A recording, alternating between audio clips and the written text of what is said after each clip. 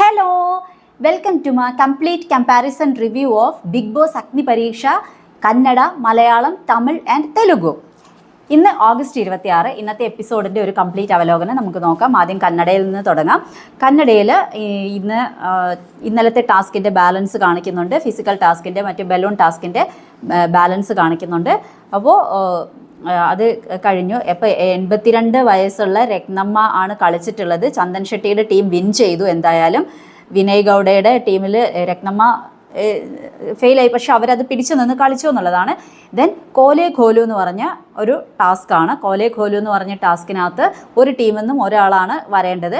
അപ്പോൾ വിനയ് ഗൗഡയുടെ ടീമിൽ നിന്ന് ലിഖിത്ത്, സംഗീതയുടെ ടീമിൽ നിന്ന് പൂർണിമ, ചന്ദൻ്റെ ടീമിൽ നിന്ന് ചരൺ ഷെട്ടി, സൃഷ്ടിയുടെ ടീമിൽ നിന്ന് സ്നേഹ, ഇത്രയും പേരാണ് സൃഷ്ടിയല്ല, ശ്രുതിയുടെ ടീമിൽ നിന്ന് സ്നേഹ, ഇത്രയും പേരാണ് വന്നത്.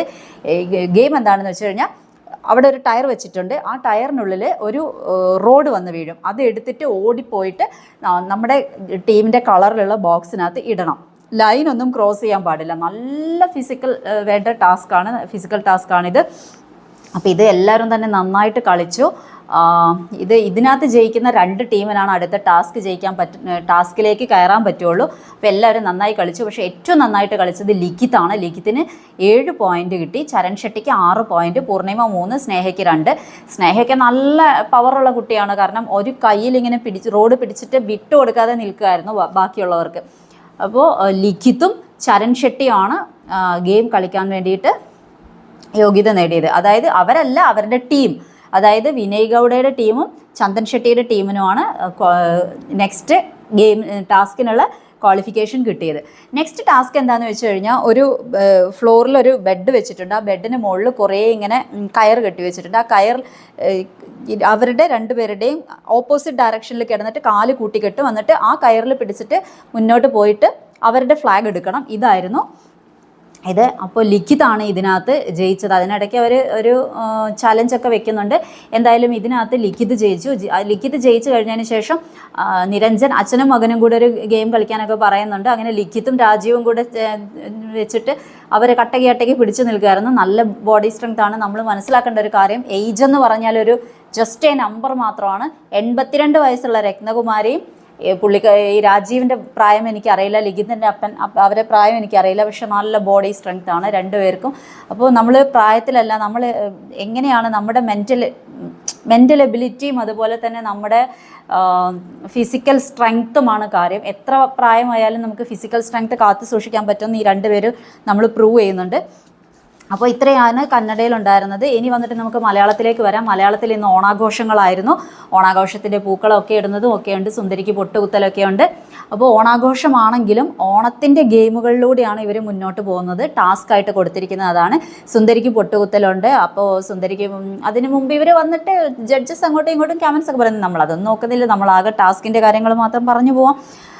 ഈ സുന്ദരിക്ക് പൊട്ടുകുത്തലിൽ ലോലിറ്റിയാണ് വിൻ ചെയ്തത്. അതുകൊണ്ട് ലോലിറ്റി ഒരു ക്യാപ്റ്റനായിട്ട് വെച്ചു. പിന്നെ ഇന്നലെ പെൻഡൻറ്റ് കിട്ടിയ എൽദോയും ഷിജുലാലും, ഇവർ 2 പേരും അടുത്ത ലീഡേഴ്സ്. അങ്ങനെ 3 ടീം ക്യാപ്റ്റന്മാരെ എടുത്തു. ലോലിറ്റയുടെ ടീമിൽ താഷി, പൂജ, ശ്യാം. ഷിജുലാലിൻ്റെ ടീമിൽ രാകേഷ്, ഷാമോൻ, സോന. എൽദോയുടെ ടീമിൽ ഷിബിന, അഫ്യനാസ്, ഷിജിൻ. ഇത്രയും പേരായിരുന്നു ഉണ്ടായിരുന്നത്. അവരുടെ ടാസ്ക് എന്ന് പറഞ്ഞാൽ വള്ളംകളി ടാസ്ക്കാണ്. അതായത് സ്റ്റാർട്ടിംഗ് പോയിന്റിൽ ഒരു പോഡിയുണ്ട്. ആ പോഡിയത്തിൽ നിന്ന് പൂക്കൂടെ എടുത്തിട്ട് വള്ളം തുഴഞ്ഞു വന്നിട്ട് മുമ്പിലുള്ള എൻഡിങ് പോയിന്റിലുള്ള ഫിനിഷിംഗ് പോയിന്റിലുള്ള പോഡിയത്തിൽ വെക്കണം. ഇതാണ് ഗെയിം. ഈ ഗെയിം എന്ന് പറഞ്ഞു കഴിഞ്ഞാൽ നമ്മൾ ഓണത്തിനൊക്കെ കോളേജിലൊക്കെ കളിച്ചിട്ടുണ്ട് കേട്ടോ. പൂക്കൂടെയൊന്നുമില്ല, നമ്മൾ സ്റ്റാർട്ടിംഗ് പോയിന്റ് ഫിനിഷിംഗ് പോയിന്റ് വള്ളം കളി, വെറുതെ ഇങ്ങനെ വള്ളം തുഴയുന്നത്. അതായത് അടിയിൽ കുറേ പൈപ്പുകളുണ്ടാവും, അതിന് മുകളിലൊരു വള്ളം വെച്ചിട്ടുണ്ടാവും, പങ്കായം ഉണ്ടാവും 2 എണ്ണം. ഇത് കുത്തിയിട്ട് മുന്നോട്ട് പോകുന്ന സമയത്ത് പുറകിലുള്ളതെടുത്ത് മുന്നിൽ വെക്കണം. അതാണ് പുറകിൽ ഒരാൾ എടുത്തിട്ട് മുന്നോട്ട് കൊടുക്കണം, മുന്നിലുള്ള ആൾ ഇത് വെക്കണം, 2 പേര് പങ്കായം കുത്തണം. ഇങ്ങനെയാണ് മുമ്പോട്ട് പോകേണ്ടത്. അങ്ങനെ ഇതിനകത്ത് ഫസ്റ്റ് പൊസിഷൻ ഇവർ വള്ളം കളി പാട്ടൊക്കെ പാടുന്നുണ്ട് കേട്ടോ. ഫസ്റ്റ് പൊസിഷൻ വന്നത് ഒരു 20 സെക്കൻഡിൻ്റെ വ്യത്യാസത്തിൽ ഷിജുലാലിൻ്റെ ടീമാണ് ഫസ്റ്റ് വന്നത്. സെക്കൻഡ് വന്നത് ലോലിറ്റയുടെ ടീമും തേർഡ് എൽദോയുടെ ടീമും. അപ്പോൾ ഫസ്റ്റ് ടീമിന് ഗിഫ്റ്റായിട്ട് കൊടുക്കുന്ന പായസമാണ്. ദെൻ ഇതിനകത്ത് ബെസ്റ്റ് പെർഫോമറായിട്ട് ഈ ടീമിൽ നിന്നാണ് സെലക്ട് ചെയ്യുന്നത്. ബെസ്റ്റ് പെർഫോമറായിട്ട് ഷാമോനെ സെലക്ട് ചെയ്യുന്നു. ഷാമോന് പെൻഡൻറ്റ് കൊടുക്കുന്നു. വേസ്റ്റ് പെർഫോമറായിട്ട് 4 ടീമിൽ നിന്നും സെലക്ട് ചെയ്യാം, അല്ല 3 ടീമിൽ നിന്നും സെലക്ട് ചെയ്യാൻ പറയുന്ന 4 പേര്. അതിനകത്ത് ലോലിറ്റ, ഷിബിന, പൂജ, എൽദോ ഇത്രയും പേരെ സെലക്ട് ചെയ്യുന്നുണ്ട്. പിന്നെ ഓണം ആയതുകൊണ്ട് സേഫ് ആണെന്നൊക്കെയാണ് പറയുന്നത്. നമുക്കറിയാം, ചുമ്മാ പറയുന്നതാണ്. എലിമിനേഷൻ ഒന്നും ഇനി ഉണ്ടാവില്ല. സാറ്റർഡേ സൺഡേ ചിലപ്പോൾ 2 എണ്ണം ഉണ്ടാവുമായിരിക്കും. 10 പേര് വെച്ചിട്ട് ആരൊക്കെ കയറുമെന്ന് തീരുമാനിക്കുമായിരിക്കും മിക്കവാറും. ദെൻ ഷാമോന് മൈ ടൈം കിട്ടുന്നു. മൈ ടൈം കിട്ടിയതെടുത്ത് നമ്മൾ ശ്രദ്ധിക്കേണ്ട ഒരു കാര്യം, നിൽക്കുന്നത് ബിഗ് ബോസിലേക്ക് കയറാനുള്ള അഗ്നി പരീക്ഷാ വേദിയിലാണ്. ഷോ അനലൈസ് ചെയ്യാനുള്ള ചാൻസിനകത്ത് ഷാമോൻ വെല്ലുവിളി നടത്തുന്ന പോലെയാണ് എനിക്ക് ഫീൽ ചെയ്തത്. സ്വന്തം സെൽഫായിട്ട് ആളെ തന്നെ പുകഴ്ത്തുകയാണ്. നമ്മൾ ഈ ഗ്രാമപ്രദേശത്തൊക്കെ, ഞാൻ ഗ്രാമപ്രദേശത്തുള്ളവരെ അണ്ടർ എസ്റ്റിമേറ്റ് ചെയ്യുകയല്ല. പുള്ളി പറയുന്നുണ്ട് മിഡിൽ ക്ലാസ് ആൾക്കാരെ അണ്ടർ എസ്റ്റിമേറ്റ് ചെയ്യരുതെന്ന്. നമ്മൾ അങ്ങനെ അണ്ടർ എസ്റ്റിമേറ്റ് ചെയ്യല്ല. അവരായിട്ട് അവരെ പ്രൂവ് ചെയ്യുകയാണ്, ഞങ്ങൾ ഞങ്ങൾ എന്ന് പ്രൂവ് ചെയ്യുകയാണ്, അല്ലെ നമ്മൾ അണ്ടർ എസ്റ്റിമേറ്റ് ചെയ്യുന്നതല്ല.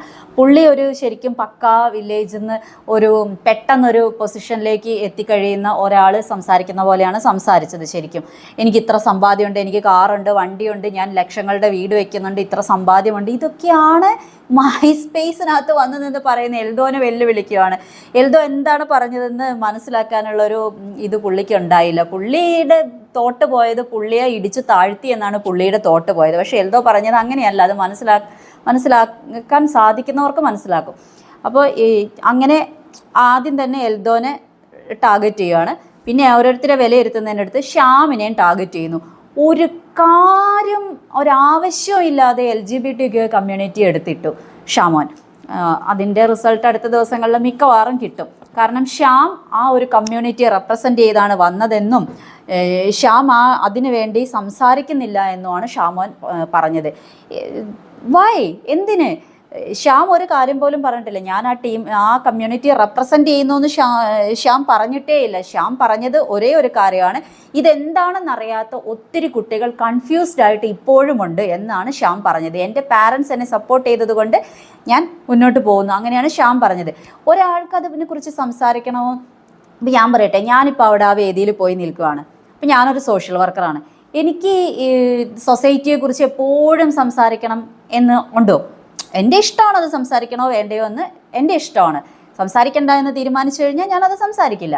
അതേപോലെ ഒരു ലേഡിയാണ്, അല്ലെ ഒരു വീട്ടമ്മയാണെന്ന് വിചാരിച്ച് എപ്പോഴും വീട്ടമ്മയുടെ കാര്യങ്ങൾ സംസാരിക്കണം, അത് അവരാണ് തീരുമാനിക്കുന്നത്. അപ്പോൾ ശ്യാമിൻ്റെ കാര്യം ശ്യാമല്ലേ തീരുമാനിക്കുന്നത്, ശ്യാമൻ പറയണം. ലാസ്റ്റ് ജഡ്ജസ് ഒരു കാര്യം പറയുന്നുണ്ട് കേട്ടോ. ജഡ്ജസ് പറയുന്നുണ്ട് വിലയിരുത്തലൊക്കെ സാറ്റിസ്ഫൈഡ് ആണ്. പക്ഷേ ഞാൻ പറയുന്നത് ജഡ്ജസിനെ വിലയിരുത്തിയിട്ടില്ല. ഷോ അനലൈസ് ചെയ്യാൻ പറഞ്ഞ് കുറേ ആൾക്കാരെ പുള്ളി സ്വയം പുകഴ്ത്തി, കുറേ ആൾക്കാരെ ടാർഗറ്റ് ചെയ്ത്. ഇത്രയാണ് സംഭവിച്ചത്. എനിക്ക് ഓവർ ടോക്കിംഗ് ആയിട്ടാണ് ശരിക്കും തോന്നിയത്.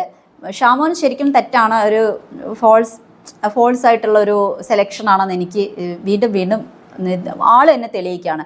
കാരണം ഞാനിപ്പോൾ പറയുന്നു, ഒന്നുകിൽ ഷാമോൻ സെലക്ട് ആവില്ല ഈ ഒരു ആറ്റിറ്റ്യൂഡാണെങ്കിൽ. ഇനി പുള്ളി PR-നെ വെച്ച് വോട്ടൊക്കെ ചെയ്യിച്ചിട്ട് സെലക്ട് ആവുകയാണെങ്കിൽ തന്നെ ബിഗ് ബോസിനുള്ളിൽ കയറുമ്പോഴും PR ഇല്ലെങ്കിൽ അടുത്ത ആഴ്ച ആളിങ്ങ് പോരും. ഈ ടൈപ്പ് ഗെയിമാണ് അതിനുള്ളിൽ കളിക്കുന്നതെങ്കിൽ. അത്രയേ ഉള്ളൂ ഷാമോൻ.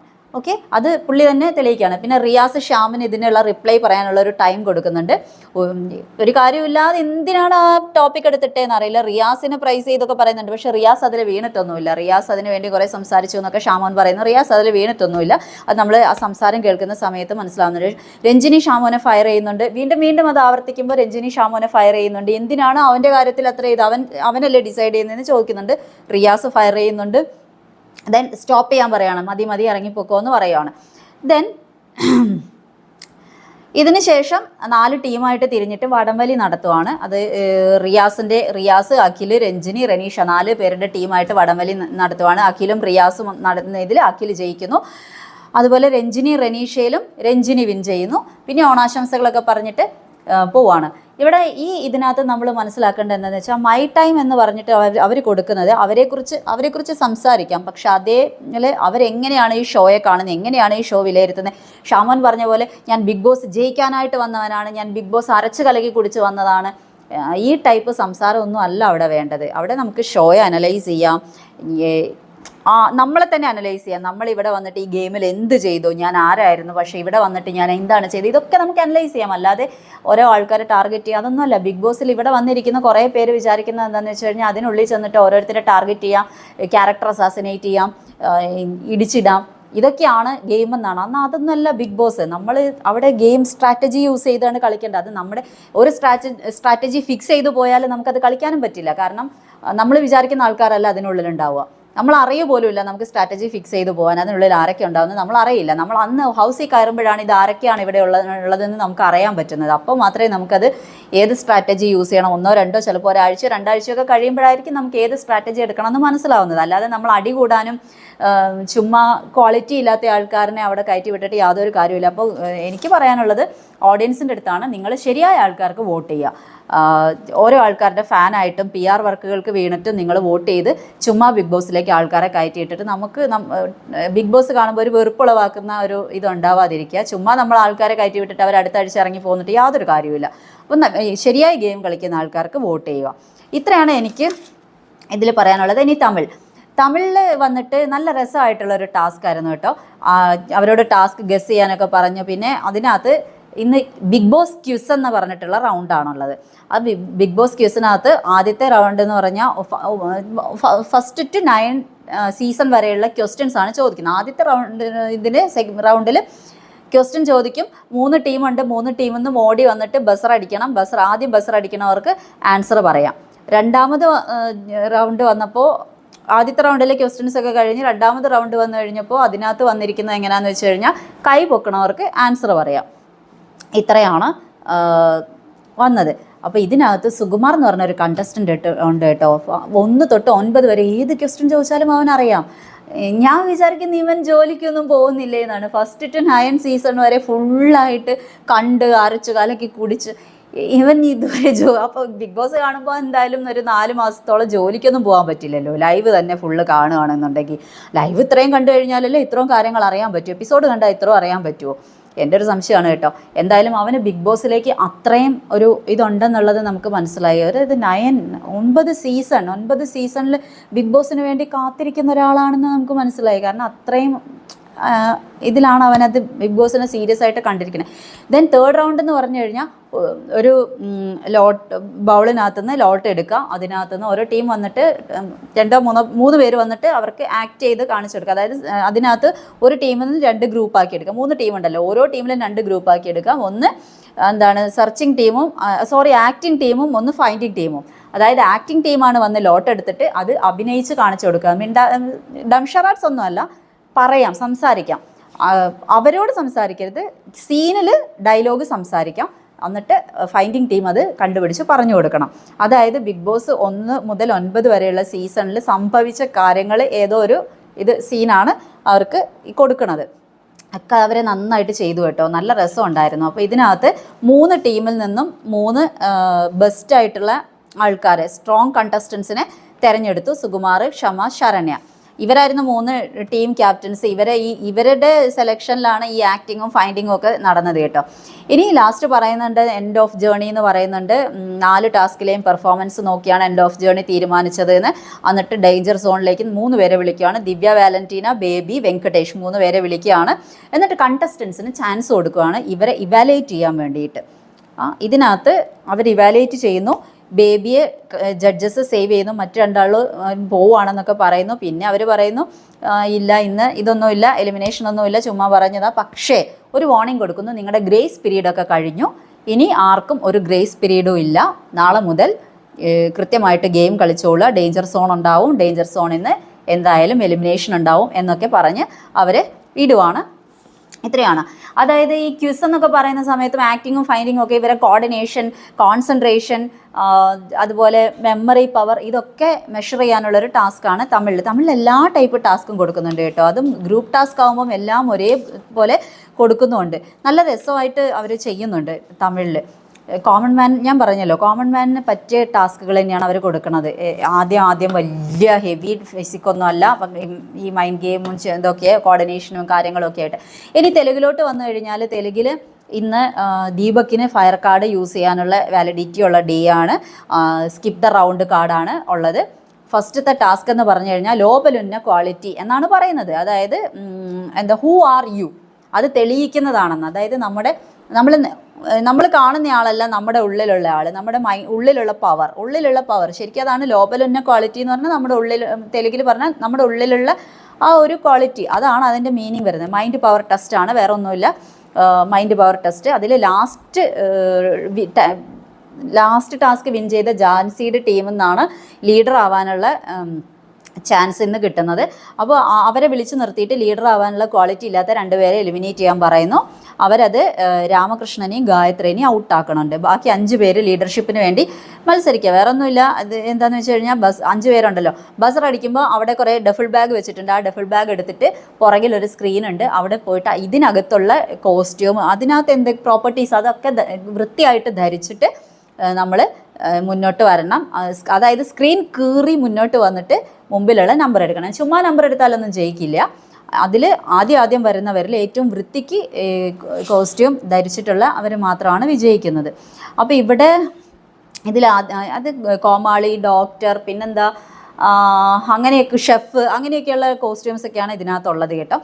ഇതിൽ വിൻ ചെയ്യുന്നത് ജാൻസിയാണ്. ആദ്യം വന്ന ജാൻസി, രണ്ടാമത് വന്ന മിഥിലേഷ് ഔട്ടാവാണ്. കാര്യം അവൻ ഷെഫിൻ്റെ കോസ്റ്റ്യൂം ആയിരുന്നു. പക്ഷേ ആ ഷെഫിൻ്റെ മറ്റേ ഇതുണ്ടല്ലോ ഏപ്രൺ, അത് കറക്റ്റായിട്ട് പ്രോപ്പറായിട്ട് ഇട്ടില്ലാത്തത് കൊണ്ട് അവൻ ഔട്ടായി. ദെൻ സെക്കൻഡ് പൊസിഷനിൽ ഹേമന്ത്, തേർഡ് പൊസിഷനിൽ പ്രിയങ്ക, ദീപക്കും ഔട്ടാവാണ്. ദീപക് ഏറ്റവും ലാസ്റ്റിലാണ് വന്നത്, അതുകൊണ്ടാണ് ദീപക് ഔട്ടായത്. ഈ 3 പേർക്കുമാണ് ടീമായിട്ട് എടുക്കുകയാണ്. ഈ 3 പേർക്ക് ജാൻസിയുടെ ടീമിന് ജാൻസിക്ക് ചൂസ് ചെയ്യാം, ഗ്രീൻ ടീം ജാൻസിക്ക് ചൂസ് ചെയ്യാം. ദെൻ സെക്കൻഡ് ടീം ഹേമന്തിൽ കണ്ടസ്റ്റൻസിന് വന്നിട്ട് ഹേമന്തിൻ്റെ ടീമിൽ ജോയിൻ ചെയ്യാം ഇഷ്ടമുള്ള ആൾക്കാർക്ക്. അതിൽ വന്നിട്ടുള്ളതിൽ കുറേ പേര് വന്നിട്ടുള്ളതിൽ അപൂർവ ഇല്ലോജിക്കലാന്ന് പറഞ്ഞ് പുള്ളി കളഞ്ഞു. ഗായത്രിക്ക് ലോജിക്കില്ല, പറയാനതിന് ക്ലാരിറ്റി ഇല്ല എന്ന് പറഞ്ഞ് അവളെയും കളഞ്ഞു. രാജകുമാരിനെയും വേണ്ട എന്ന് പറഞ്ഞ് കളഞ്ഞു. അപ്പോൾ ദെൻ ബാക്കിയുള്ളവരെല്ലാവരും നമ്മുടെ പ്രിയങ്കയുടെ ടീമിൽ വന്നു. ഇതിൽ ഇതെന്താണെന്ന് വെച്ച് കഴിഞ്ഞാൽ അൺമാച്ച്ഡ് ആൻസേഴ്സ് എന്ന് പറഞ്ഞിട്ടാണ് ഫസ്റ്റ് റൗണ്ട് വന്നത്. അൺമാച്ച്ഡ് ആൻസേഴ്സ് എന്ന് പറഞ്ഞാൽ അതായത് നമ്മുടെ ടാസ്ക്, മെമ്മറി ടാസ്ക് തുടങ്ങുവാണ്. അൺമാച്ച്ഡ് ആൻസേഴ്സ് എന്ന് പറഞ്ഞിട്ട് ഉള്ള ടാസ്കിനകത്ത് ജഡ്ജസ് ക്വസ്റ്റ്യൻ ചോദിക്കും, ആൻസർ എഴുതണം. 3 പേരും ഒരേ ആൻസർ എഴുതിയാൽ 3 പേർക്കും പോയിൻറ്റ്സ് ഉണ്ട്. 2 പേര് ഒരു ആൻസറും ഒരാൾ വേറെ എഴുതിയിട്ടുണ്ടെന്നുണ്ടെങ്കിൽ സെപ്പറേറ്റ് ആയിട്ട് എഴുതി അൺമാച്ച് ആയിട്ട് എഴുതിയ ആൾക്ക് പോയിൻറ്റ്. അങ്ങനെയാണ്. ആൻസർ കറക്റ്റ് ആയിരിക്കണം കേട്ടോ. തെറ്റ് ആൻസർ എഴുതിയാൽ അത് കാൽക്കുലേറ്റ് ചെയ്യില്ല. അപ്പോൾ ഇതിനകത്ത് ഗ്രീൻ ടീമിൽ നിന്ന് മിഥിലേഷ്, റെഡ് ടീമിൽ നിന്ന് അമ്മനും, ബ്ലൂ ടീമിൽ നിന്ന് അപൂർവയാണ് വരുന്നത്. ഫസ്റ്റ് ഇതിൽ ഗ്രീൻ ടീമും ബ്ലൂ ടീമും 30ഉം റെഡ് ടീമും 20 പോയിൻറ്റും കിട്ടി. സെക്കൻഡ് റൗണ്ടിൽ വരുന്നത് മൈ ഗ്യാങ് എന്ന് പറഞ്ഞാണ്. ഒരു ക്രിക്കറ്റ് ടീം നിരന്ന് വന്ന് നിൽപ്പുണ്ട്. അവരെ ഇൻട്രൊഡ്യൂസ് ചെയ്യുന്നുണ്ട്. ആ ഇൻട്രോയിൽ നിന്നാണ് ക്വസ്റ്റ്യൻസ് വരുന്നത് എന്ന് പറയുന്നുണ്ട്. ആ ഇൻട്രോയിൽ നിന്നാണ് ക്വസ്റ്റ്യൻ ചോദിക്കുന്നത്. അപ്പോൾ ഇതിനകത്ത് ആദ്യത്തെ റൗണ്ടിൽ സ്കിപ്പ് ദ കാർഡ് യൂസ് ചെയ്യുന്നുണ്ടോ എന്ന് ചോദിച്ചു കഴിഞ്ഞപ്പം ദീപക് ഇല്ല എന്ന് പറഞ്ഞു. രണ്ടാമത്തേതിനകത്ത് ചോദിച്ചു കഴിഞ്ഞപ്പോൾ ഗ്രീൻ ടീമിൽ നിന്ന് ദീപക്കും, റെഡ് ടീമിൽ നിന്ന് രോഹിത്തും, ബ്ലൂ ടീമിൽ നിന്ന് രാമകൃഷ്ണനുമായിരുന്നു വന്നത്. ഇത് ചോദിച്ചു കഴിഞ്ഞപ്പോൾ ദീപക് ഓക്കെ സ്കിപ്പ് ചെയ്യാണെന്ന് പറയുന്നുണ്ട്. ആ സ്കിപ്പ് ചെയ്തപ്പോൾ അവന് 30 പോയിൻറ്റ്സ് അവരുടെ ടീമിന് കിട്ടുന്നുണ്ട്. ഇനി അടുത്ത ടീം ആര് വിൻ ചെയ്താലും 20 പോയിൻറ്റേ കിട്ടുകയുള്ളൂ. അപ്പോൾ ഇതിനകത്ത് വിൻ ചെയ്യുന്നത് റെഡ് ടീമാണ്. അവർക്ക് 20 പോയിൻറ്റ് കിട്ടി. ബ്ലൂ ടീമിന് 10 പോയിൻറ്റും കിട്ടി. ഇത്രയാണ്. ഇനി വന്നിട്ട് നമുക്ക് തേർഡ് റൗണ്ട് എന്ന് പറഞ്ഞാൽ ഓരോ ടീമിനും ഓരോ ബോർഡുണ്ട്. ഓരോ ശ്രീമുഖി ഓരോ പേരുകൾ പറയും. ആ പേരുകൾ നമ്മൾ ആ കളത്തിനകത്ത് വരയ്ക്കണം. ഒന്നാമത് പറയുന്നത് ഒന്നാമത്തെ കളത്തിൽ, രണ്ടാമത് പറയുന്നത് രണ്ടാമത്തെ കളത്തിൽ, അങ്ങനെ വരച്ച് പോകണം. എന്നിട്ട് പിന്നെ ശ്രീമുഖി ഒരു ലോട്ട് എടുത്തിട്ട് ഓരോരുത്തരുടെ അടുത്ത് ആ ബോർഡിൽ ആ നമ്പറിലുള്ള സാധനത്തിൻ്റെ പേര് പറയാൻ പറയും. അങ്ങനെ നോക്കിക്കഴിഞ്ഞപ്പോൾ ഈ ഗെയിം കളിക്കാൻ വന്നത് ഗ്രീൻ ടീമിൽ നിന്ന് ജാൻസി, റെഡ് ടീമിൽ നിന്ന് സൃഷ്ടി, ബ്ലൂ ടീമിൽ നിന്ന് പ്രിയങ്കയായിരുന്നേ. ഗ്രീൻ ടീമിന് 30 പോയിൻറ്റും പ്രിയങ്കയുടെ ടീമിന്, അതായത് ബ്ലൂ ടീമിന് 20ഉം റെഡ് ടീമിന് 10ഉം കിട്ടി. ദെൻ ഫോർത്ത് റൗണ്ടിൽ 3 പോഡിയം വെച്ചിട്ടുണ്ട്. അതിൽ 4 ഡിസ്കും വെച്ചിട്ടുണ്ട്. ഒരു റെഡ് ഡിസ്കും 3 വൈറ്റ് ഡിസ്കും. അപ്പോൾ ഈ റെഡ് ഡിസ്കിനെ 3 വൈറ്റ് ഡിസ്ക് വെച്ച് കവർ ചെയ്യണം. ഇതാണ് ഗെയിം. പക്ഷേ ആർക്കും അത് എടുക്കാൻ പറ്റിയില്ല. കാര്യം ചെറുതായിട്ട് റെഡ് എല്ലാവർക്കും കണ്ടുപോയി. അതിൽ ദെൻ ഫിഫ്ത്ത് റൗണ്ട് എന്ന് പറഞ്ഞാൽ 8 ബോൾസ് ഉണ്ട്, ഒരു ത്രാസും ഉണ്ട്. ഈ 8 ബോൾസിൽ ഒരു ബോൾ മാത്രം കുറച്ച് വെയിറ്റ് കൂടിയതാണ്. അപ്പോൾ അത് 3 ചാൻസ് കൊടുത്തിട്ടുണ്ട്. 3 ചാൻസിൽ ഈ ത്രാസിൽ തുലാഭാരം നടത്തിയിട്ട് ഈ വെയിറ്റ് കൂടിയത് നമുക്ക് നോക്കാം, കയ്യിലൊക്കെ വെച്ച് നോക്കാം. അങ്ങനെ ഇവർ ടെസ്റ്റ് ചെയ്തിട്ട് 3 ടീമിനും ഒരു ആൻസർ കറക്റ്റാണ്. 3 പേർക്കും 30 പോയിൻറ്റ് കിട്ടി. ഇതിൽ റെഡ് ടീമിൽ നിന്ന് ഹേമന്തും, ഗ്രീൻ ടീമിൽ നിന്ന് ചരണം, ബ്ലൂ ടീമിൽ നിന്ന് ഗായത്രിയാണ് വന്നത്. ലാസ്റ്റ് വിൻ ചെയ്ത ടീം എന്ന് പറഞ്ഞാൽ ജാൻസിയുടെ ടീമാണ് വിൻ ചെയ്തത്. 120 പോയിൻറ്റ്സ്, അതായത് എല്ലാത്തിലും ഫുൾ ആൻസർ, ഫുൾ പോയിൻറ്റ്സ് ഇത്രയും കിട്ടിയിട്ട് ജാൻസിയുടെ ടീം വിൻ ചെയ്തു. അപ്പോൾ ജാൻസി ആണ് ഇന്ന് വോട്ട് അപ്പീൽ ചെയ്തത്. ദെൻ മോസ്റ്റ് വാല്യുബിൾ പ്ലെയർ ആയിട്ട് രോഹിത്തിനെ സെലക്ട് ചെയ്തു. രോഹിത്തിന് വോട്ട് അപ്പീലിനുള്ള ചാൻസ് കിട്ടി. ദെൻ യെല്ലോ കാർഡ് ഇന്ന് കൊടുത്തത് സൃഷ്ടിക്കാണ്. അവളുടെ മിസ്റ്റേക്കിനാണ് റെഡ് കാർഡ് കൊടുത്തത്. പിന്നെ ഒരു ബ്രാൻഡ് ടാസ്ക് ഒക്കെ നടക്കുന്നുണ്ട്.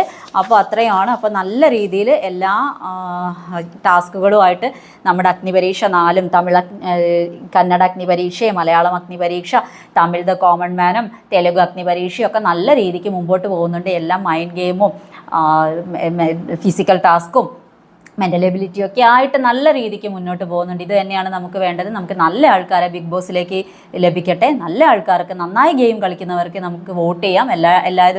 തമിഴിലൊഴികെ മറ്റു 3 ലാംഗ്വേജിലും വോട്ടിംഗ് ആരംഭിച്ചിട്ടുണ്ട്. നന്നായിട്ട് ഗെയിം കളിക്കുന്ന കണ്ടസ്റ്റൻസിനെ നിങ്ങൾ വോട്ട് ചെയ്ത് സപ്പോർട്ട് ചെയ്യാം. ആരുടെ പേരും ഞാൻ എടുത്ത് പറയുന്നില്ല. നിങ്ങൾ ഗെയിം കണ്ടതിന് ശേഷം മാത്രം വോട്ട് ചെയ്യുക. ചുമ്മാ ഒരാളുടെ ഫാനായിട്ട് വോട്ട് ചെയ്യരുത്. അപ്പോൾ ഇത്രയൊക്കെ തന്നെ ഉള്ളൂ. ഇന്ന് തിരുവോണമാണ്. വൈകിയാണെങ്കിലും എൻ്റെ ഹാപ്പി ഓണം, തിരുവോണ ആശംസകൾ. അപ്പോൾ നാളത്തെ എപ്പിസോഡിൻ്റെ റിവ്യൂ ആയിട്ട് ഞാൻ വീണ്ടും നാളെ വരുന്നതായിരിക്കും. ഇന്ന് ഈ വീഡിയോ കാണുന്ന, യൂട്യൂബിൽ വീഡിയോ കാണുന്ന എല്ലാവരും എന്നെ ഒന്ന് സബ്സ്ക്രൈബ് ചെയ്യണം. അതുപോലെ ലൈക്കും കമൻറ്റും ഒക്കെ ചെയ്യണം. ഫേസ്ബുക്കിൽ ഈ വീഡിയോ കാണുന്നവർ എന്നെ ഒന്ന് ഫോളോ കൂടി ചെയ്യണം, ലൈക്ക് ചെയ്യണം, കമൻറ്റ് ചെയ്യണം. അപ്പോൾ നാളെ കാണുന്നവരേക്കും എല്ലാവർക്കും ടാറ്റ, ബൈ ബൈ, നന്ദി, നമസ്കാരം.